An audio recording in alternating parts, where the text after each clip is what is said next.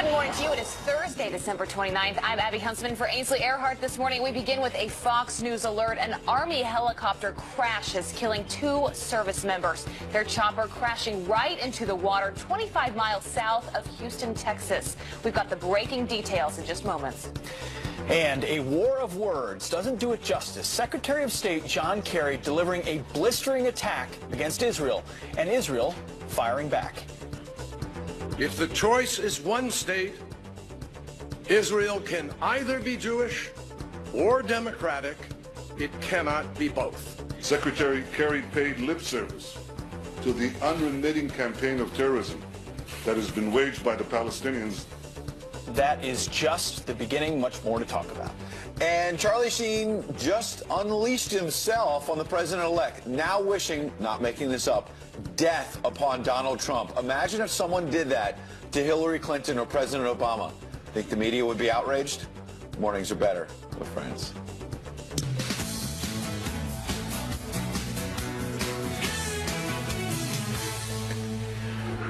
Good morning. Happy Thursday, everybody. Happy Thursday. Good to see you. We are here. Wow. We've made it almost the end of the week. We're going to the end of the week strong. It's just we still got a couple more big days before. Yeah, every time we sit in the country, we go, what are we going to do for 3 hours? What are we going to do? You know, we survived the, hour and 15-minute speech yesterday of John Kerry. So survived it? I think we're going to make it through today. It went on a little. It did go on for just a bit. It was just a long speech. We got a lot to talk about. We're going to talk about that. And we've got Heather now with some headlines this morning. Hi. Good to see you, Heather. Good morning. Good morning, everybody. Hope you're off to a great day. Thursday it is. And let's start right now with a Fox News alert. Death by a broken heart. Hollywood legend Debbie Reynolds passing away just a day after her daughter Carrie Fisher. According to TMZ, Reynolds told her son, "I miss her so much, I just want to be with Carrie," just hours before she was rushed to the hospital for a suspected stroke. Reynolds was an acclaimed actress, dancer, and singer whose career spanned nearly 7 decades. Morning, good morning. It's great to stay up late. Or her daughter, Carrie Fisher. What a heartbreak. An explosive crash killing 2 servicemen after their Apache helicopter plunges into the water. Witnesses say the National Guard chopper was flying unusually low and broke apart in the air before crashing into Galveston Bay in Texas. Okay. Heard a loud bang, seen pieces of props flying in the air, seen the rest of the craft turn like it was turning upside down and started nosedive going down towards the ground.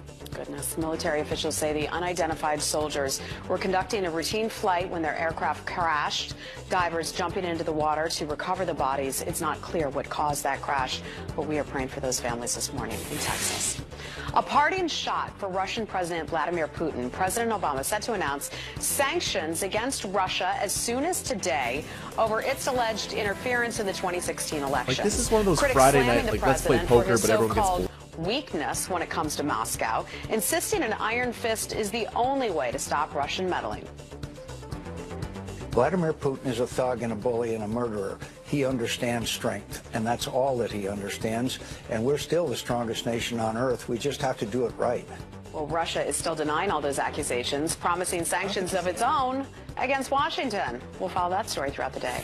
And for the first time in 40 years, a Catholic bishop will participate in the presidential inauguration.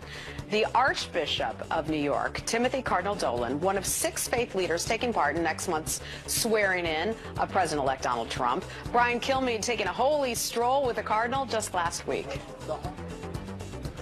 I invited him. I said, you know, if you want, on the Sunday before your inauguration, why don't you come on down the block? Let's pray with you and for you.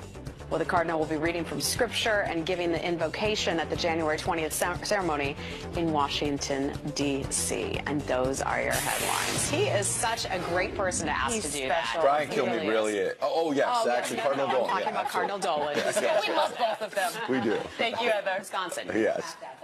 Oh, I didn't know that. Yeah. Oh, yeah. See you guys soon. All right, so 2 big speeches yesterday. We are calling them the dueling speeches, you could say, war of words between Secretary of State John Kerry yesterday and Bibi Netanyahu. Let's take a look back. Friends need to tell each other the hard truths, and friendships require mutual respect. They fail to recognize that this friend, the United States of America, that has done more to support Israel than any other country, The Israeli Prime Minister publicly supports a two-state solution. But his current coalition is the most right-wing in Israeli history, with an agenda driven by the most extreme elements. The status quo is leading towards one state and perpetual occupation. Here is a fundamental reality. If the choice is one state, Israel can either be Jewish or democratic. It cannot be both. I must express my deep disappointment with the speech today of John Kerry. Secretary Kerry paid lip service to the unremitting campaign of terrorism that has been waged by the Palestinians against the Jewish state for nearly a century. Israelis do not need to be lectured about the importance of peace by foreign leaders. Israel's hand has been extended in peace to its neighbors from day one, from its very first day. Yeah, and you know, John Kerry there talking about friends tell each other hard truths. That was a playoff of previous war of words where Benjamin Netanyahu said friends do not take friends to the Security Council at the UN, which is what he felt with the U.S. abstaining last Friday is what started this whole deal. Of course. Not shielding Israel. But yesterday, just pouring on, when you have Democratic Senator Chuck Schumer saying, quote, while he may not have intended it, I fear Secretary Kerry in his speech and action at the UN has emboldened extremists on both sides. That's Chuck Schumer. That is the incoming Democratic leader in the United States Senate. It is bipartisan outrage that it was a one-sided speech. It was real reality TV yesterday. I mean, John Kerry gives a 90-minute speech rambling. One of those things where he felt like if he said it 6 times, somehow it became more prominent.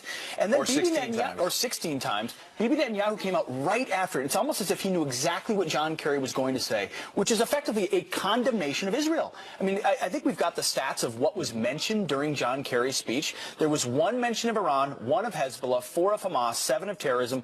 14 times he talked about occupation, and 42 times he talked about Israeli settlements. We're going to have a settler on here in the next segment to talk about what are these evil, bad, horrible settlers live from Jerusalem. But he used the words of the left, of anti-Semitism, frankly, of the occupation.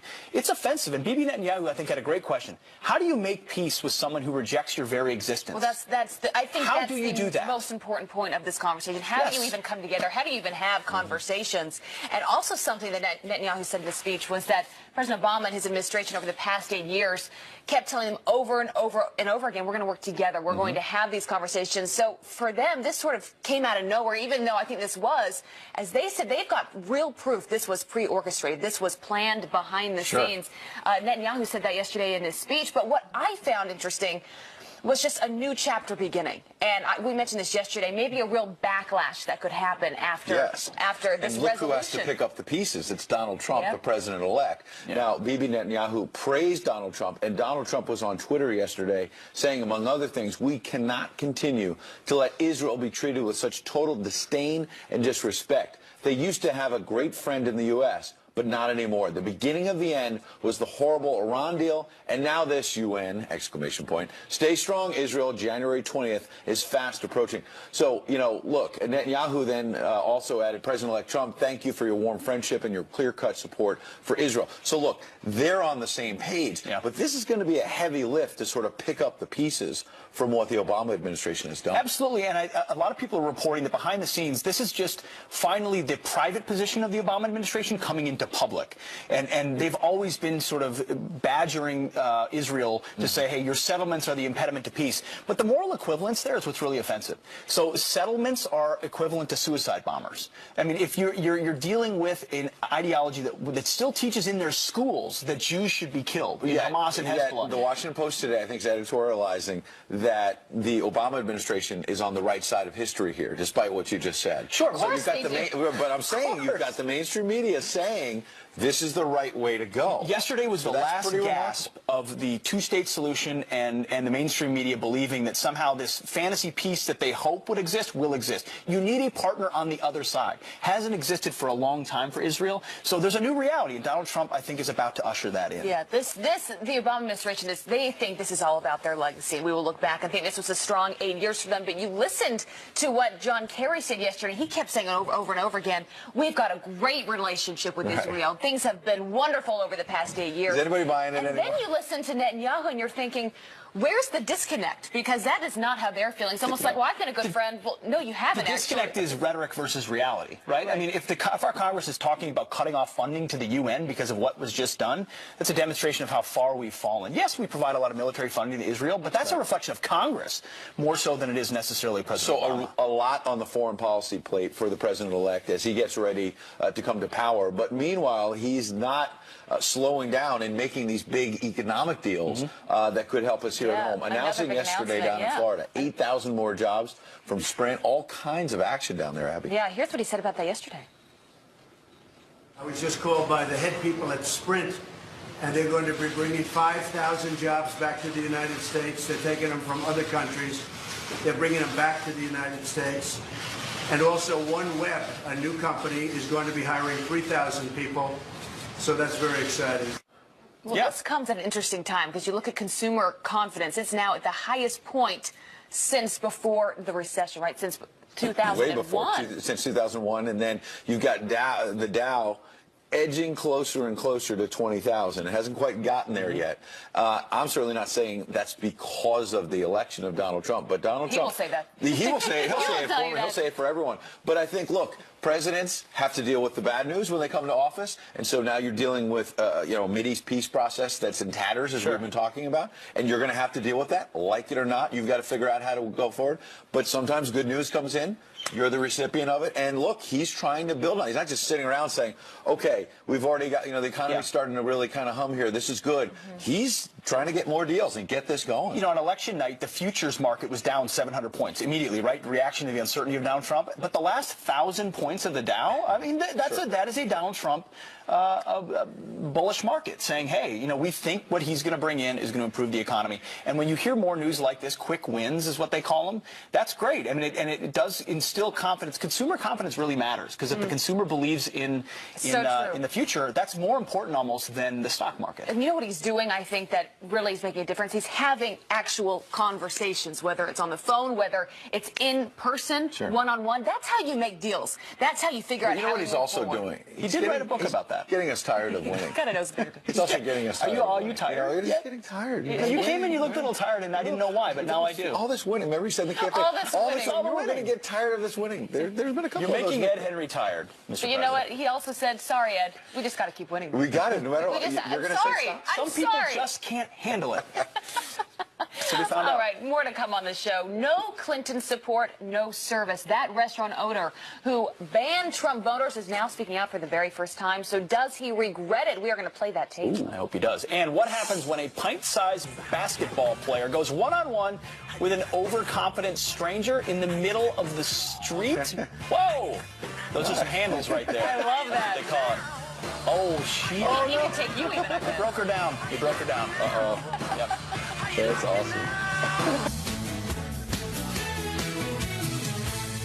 We could not, in good conscience, protect the most extreme elements of the settler movement as it tries to destroy the two-state solution. And we may not be able to stop them, but we cannot be expected to defend them. If the choice is one state, Israel can either be Jewish or democratic.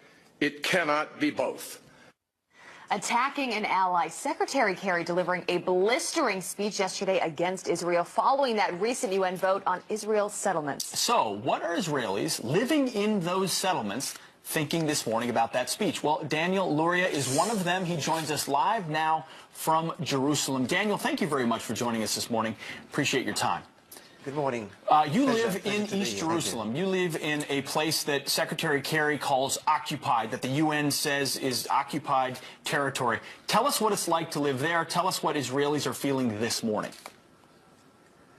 Well, first of all, I live in Ma'ale Adumim, actually, work all the time in what the world refers to as East Jerusalem. From our point of view, it's the eternal capital of the Jewish people. And the truth is, there's not much the world can do about it. I was dismayed and even shocked at the historical ignorance yesterday in the speech. I mean, friends don't put friends in danger. To ask us to put a terror state on our back doorstep when we already have one in the Gaza Strip is just phenomenal, to even think that a friend could do that. Friends are meant to understand that we have a 4,000-year history with Jerusalem and with the land of Israel. 1,600 years, when Muhammad was running around and praying in Arabia, we already had the first temple. So for people today to still talk in terms of occupation or illegal settlements is just astounding. The two-state solution, in addition to that, is clearly an oxymoron. You can't have two states where one of the states wants to destroy the second state. So clearly it's no solution. I live in Ma'ale Adumim, where there's 40,000 people. It's a regular city 5 minutes out of Jerusalem. I work in Jerusalem, regular everyday people. We do not teach our children to make Molotov cocktails or throw stones. There's no hate or incitement being taught or educated anywhere in our schools, and that's what we're up against. So in addition to the fact that Israel is the Jewish homeland, so it's impossible actually for us to be illegal occupiers of our own homeland, we're surrounded by millions of people that want to still see us driven into the sea. So why should we create a state on our back doorstep? Right, and Dan, your voice is so important this morning because where you are, that is where everyone is affected by this resolution. Help people better understand that are watching this here at home in the United States and afar. Help them understand the impact of this resolution. Well, let's put it this way. I mean, the size of Israel is the size of New Jersey, 8,000 square miles. To even think of dividing up that area to create a terror state is totally absurd. It cannot be. To think that we have literally already today missiles, thousands of missiles coming into regular cities is incomprehensible. So why should we hand away our own homeland just to have more of the same people on our back doorstep? There are plenty of Arabs that may want to live in peace side by side, but there's too many that want to see the end and do not recognise even the smallest of Jewish entities. But what the world doesn't understand, maybe the Arab world doesn't understand, is we're not moving. So terror isn't going to drive us out. Sure. Daniel, I was in Israel a couple of months ago, visited Judea and Samaria, and some of these settlements in not in East Jerusalem, but throughout Judea and Samaria, the so-called West Bank. What is the biggest misconception that Americans or others have about these settlers and settlements? Well, I'm assuming, I know actually, I speak to many Americans overseas, and I think they're these little shacks on hilltops. We're talking about close to 800,000 Jews today living in Judea and Samaria and in what the world refers to as East Jerusalem neighbourhoods. The Jews were actually displaced from. So if anyone is an illegal occupier, it's actually the Arabs. The Jews were kicked out in the pogroms from the city of David, from the Mounts of Olives, from the Shimon HaTzadik neighbourhood, from the old Yemenite village, from the old Jewish quarter, the Muslim quarter of today. Jews were the ones who were evicted, we're the ones who were displaced, and yet the world is saying that we are the occupiers. There is something warped and distorted about that thinking. Regular people, beautiful cities who are not teaching hate or incitement. Daniel, that's certainly what I saw as well, and we're very grateful. Yeah, and Daniel, such an important voice to hear this morning. Thank you for being with us. Thanks for being with us. Pleasure, thank you. All right, coming up, the Amazon Echo may be able to solve a murder, but the company refuses to give over that evidence. Should Amazon play ball with prosecutors or protect customers' privacy? Interesting question. Plus, remember those Tea Party rallies? Well, they're making a comeback, but instead of rallying against big government, they're arguing for more and starring the one and only Bernie Sanders. Maybe Jill Stein, too. We'll find out.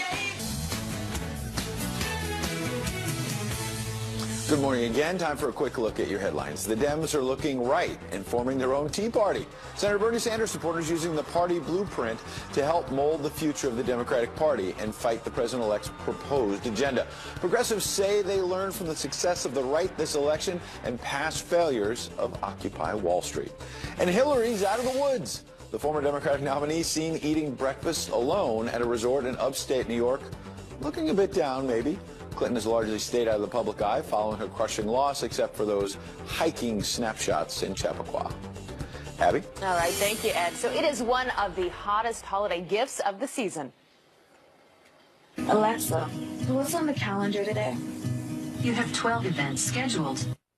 And listen to this. Now it could help police solve a murder case. Authorities in Arkansas issuing a warrant for information from a man's Amazon Echo's device who was accused of strangling and drowning a man in his hot tub. Detectives are now hoping to pull clues from the device that is always listening for its wake word, Alexa. Amazon now refusing to release that information.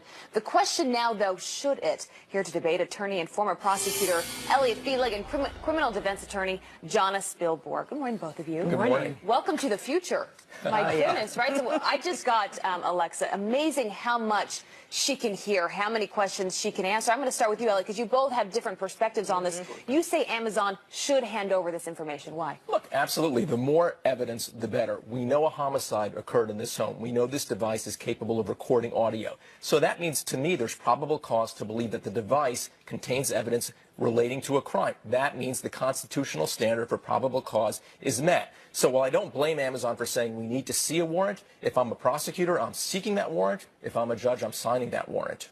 So here's what Amazon is saying about this, John. It says Amazon will not release customer information without a valid and binding legal demand properly served on U.S. Amazon objects to overboard or otherwise inappropriate demands as a matter of course. You're on their side. You say they should not release this. Yeah, and I applaud them for that because, look, Amazon has a right and a duty to its customers, essentially, to withhold any information from the government without, in this case, without basically a court order. What Amazon is essentially saying here is, look, your Arkansas search warrant is not enough to compel us to turn the information over. So what will happen at this point, then, is either, like, remember when Apple was refusing to create code to unlock the phone for the San Bernardino killers? Same thing. There was a standoff there. So now the choice for Arkansas is, all right, maybe I'll get a judge involved to compel you to turn over the information, or we'll find another way to get it.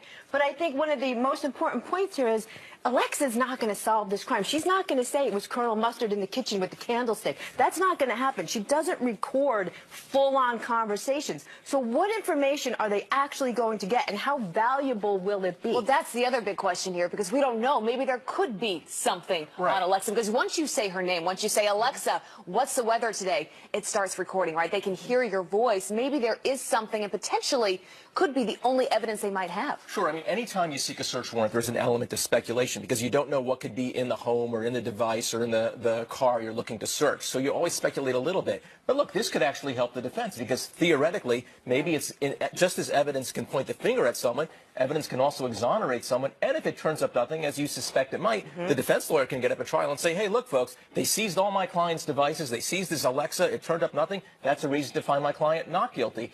We want to follow the evidence. The more evidence we have, the more confident we can be in any verdict, guilty or not guilty. But keep in mind also, if they took the Alexa device and dissected it and got whatever jewels they could get from that, that's great. The investigators are looking to a third party to help convict a potential suspect. That's like if I send you an email and the police come to your house because I sent you an email and want to search your computer. The right to seize evidence is not infinite. That's why we have the Fourth Amendment. You know what?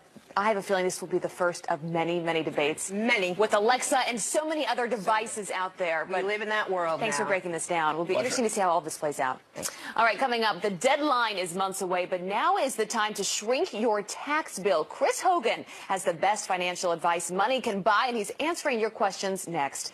And then 3 teenagers stranded miles from land, their boat sinking, life jackets trapped underwater. How they managed to call for help just in time. That is next. And this story's crazy. Charlie Sheen just unleashed on the president-elect, now wishing death upon him. Imagine if someone did that to Hillary Clinton or President Obama.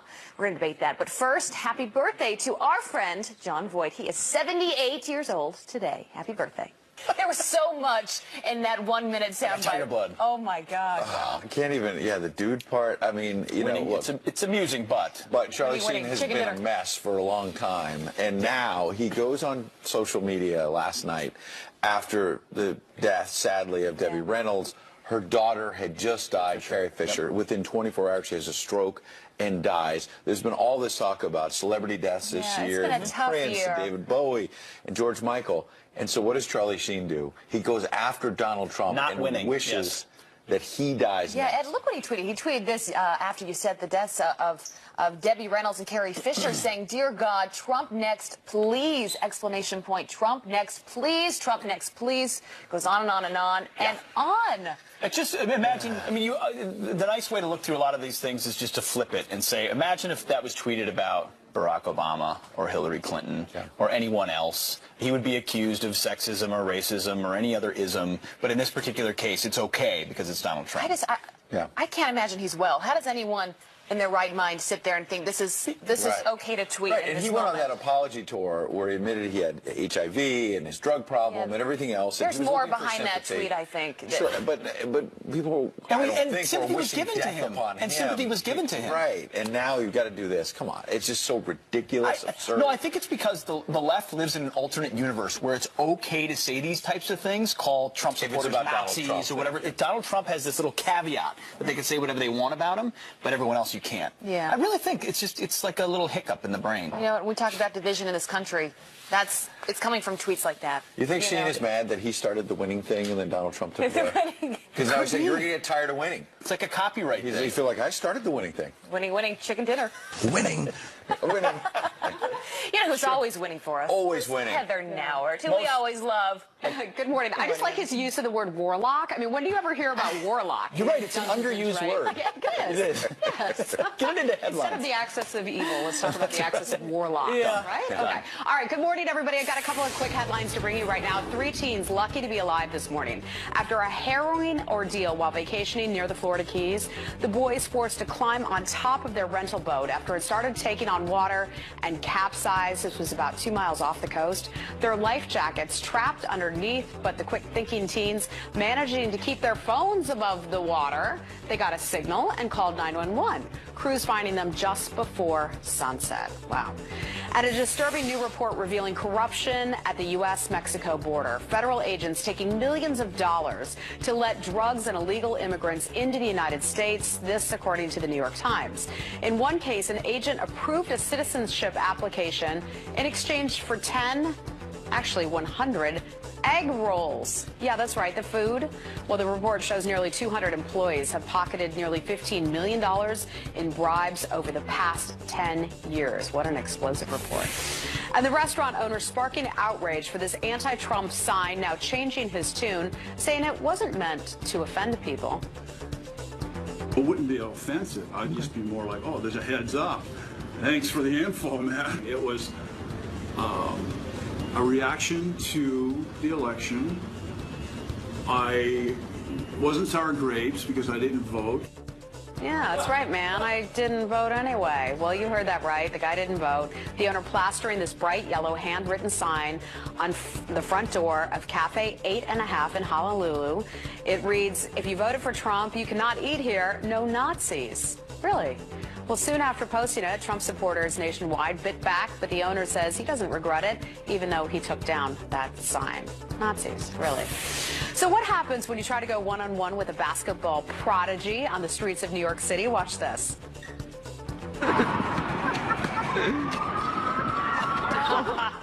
You just fall down in the middle of the street. Well, let's watch that again. This mini basketball player taking street ball to a new level with this epic crosswalk crossover. An oncoming pedestrian tries to play a little defense, but as you can see, she can't seem to stay on her feet. She was a great sport, though. You don't see any of the guys taking that up.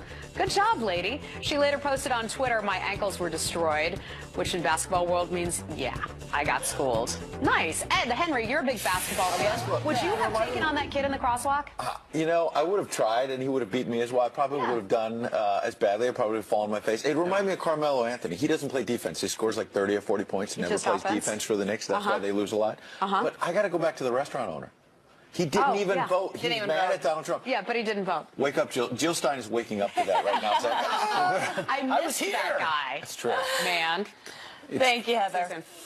It's called technically broken ankles, is what it's called. What was done to that lady in the crosswalk. I feel bad. All right, now to extreme weather. Thousands bracing for impact. Yeah, the Northeast preparing for a weather bomb with heavy rain, snow, and gusting winds to close out your year. who better to get all over that weather bomb and decipher it, figure it out, than senior meteorologist Janice Dean? She's tracking it all. The weather bomb. Janet!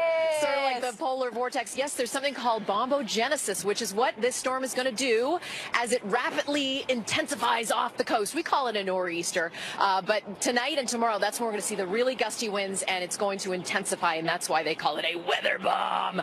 Okay, look at the temperatures right now. It's cold behind the frontal system that is pushing across the southeast. Ahead of that, we've got warmer than average temperatures. They're lucky ducks across the southeast and Florida. So let's take a look at this storm. It hasn't bombed out yet. Once it gets off the coast and some of the energy is transferred from this area of low pressure across the Great Lakes, that's when things are going to get interesting. So taking a look at it, we've got rain right now in D.C., cloudy skies for Philadelphia and New York, but it's on its way as we get into the overnight and tomorrow. The big snow totals after this storm bombs out is going to be across New England, where they could get upwards of 12 to maybe 24 inches of snow, which is great for the ski resorts. And the other good thing is it will be out of here before New Year's Eve. So there's your silver lining. That is good news. Janice Dean, you are the bomb. You are the Ed bomb.com, Henry. Janice. Go on. Go on.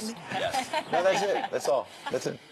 We're still talking about basketball here. Carmelo Anthony, it never ends on this couch. All right, coming up with just 3 days left until the new year, what money moves should you make before 2017? The best-selling author of Retire Inspired, financial expert Chris Hogan joins us next to answer your questions. Yes, he joins us right now, actually. Oh, right now. There he is. Right now, there he is, live in the flesh. Good morning. How are you, sir? Good morning. Hi, fantastic. Good morning. Excellent. Well, we've got questions. We're just going to go straight to the questions of folks that have been writing us and letting us know what advice they need from you. Steve writes from my home state of Minnesota. He said, I have money left in my health savings account. Should I take it out before the end of the year or invest it, or should I leave it there? Well, I would tell Steve, what you want to do is make sure you leave that money there. Okay, you've taken the kind of the pre-tax option of putting the money in there. Leave it there. Let it sit there for the next year in case you have some major medical situation. You'll have extra money sitting there waiting to come to your aid. Oh, that's really good advice. All right, this is Norm coming in from Kansas. Says, itemize my taxes each year. Do you have any tips for maximizing my deductions? Norm, what you want to do is really sit down and take a full-on view of your financial situation. Make sure you maximize your charitable contributions, but also don't forget about your charitable donations. Whether you're taking things, clothing or materials you're not using, those donations can help you tax-wise as well. So all in all, sit down with a tax professional, have them really review the deductions that you're taking to see if there's anything that you're missing. Hey, Chris, Sammy in Oklahoma is talking about something a lot of people are wondering. I need approximately $2,000 in dental work done next year. Should I use my flexible spending account to save for this expense, or my traditional savings account, put it in the bank, put it aside, and get ready for next year? Well, Sammy, if you have access to a flexible spending account, you've got a great opportunity to be able to save for these things tax-free. Now, remember, with the flexible savings account, you've got to be able to be intentional with the money. Because with the flexible spending account, if you don't spend that money, you end up losing it. So be very aware. It comes in handy for things that major medical doesn't cover, like vision and dental. So if you have that, use that account, but be very intentional. Well, and Chris, for people who don't know what a flexible spending account is, Pete was just asking, whispering it to us. What is that? Yes. Well, if your job offers it, it's a great opportunity to be able to put aside money for medical type of expenses that your major medical doesn't cover. For example, a lot of times people don't have vision coverage or dental coverage. So if you've got a major dental thing in need, a wisdom tooth or braces, that flexible spending account can truly come in handy. I'm going to have to look into that. Yes. All right, another question here. Brandy in North Carolina, she writes, I'm going to owe about $800 in taxes for 2016. Should I use my emergency fund to pay my tax bill, or should I set up payments throughout the year? Well, Brandy, I want to really help you with this, because this is a question a lot of people are going to be asking. Anytime you set up payments with the IRS, there's two things you're going to be paying. You're going to be paying penalties and interest. Now, remember, your emergency fund is for unexpected emergencies. A tax bill is something we've got to prepare for by setting aside the right amount of money. So I want to encourage you to do this. Take on a second job, start to budget. This $800 is something you can take care of. You have until April 15th, so get very intentional and really tighten up your budget, and let's get this bill taken care of. Wow, super helpful. Chris Hogan, thanks for being with us this morning, breaking this all down. Thank you, sir. Thank you for having me. Happy New Year. Coming up, not sure whether to call someone he or she. One school has it all figured out. Give out gender pronoun pins, really? I need to get one of those. And doctors divided over the president-elect's pick for Health and Human Services Secretary. Thousands now signing a petition against Tom Price. So why this divide? Dr. Nicole Saphier here on that next. There she is. Come on in.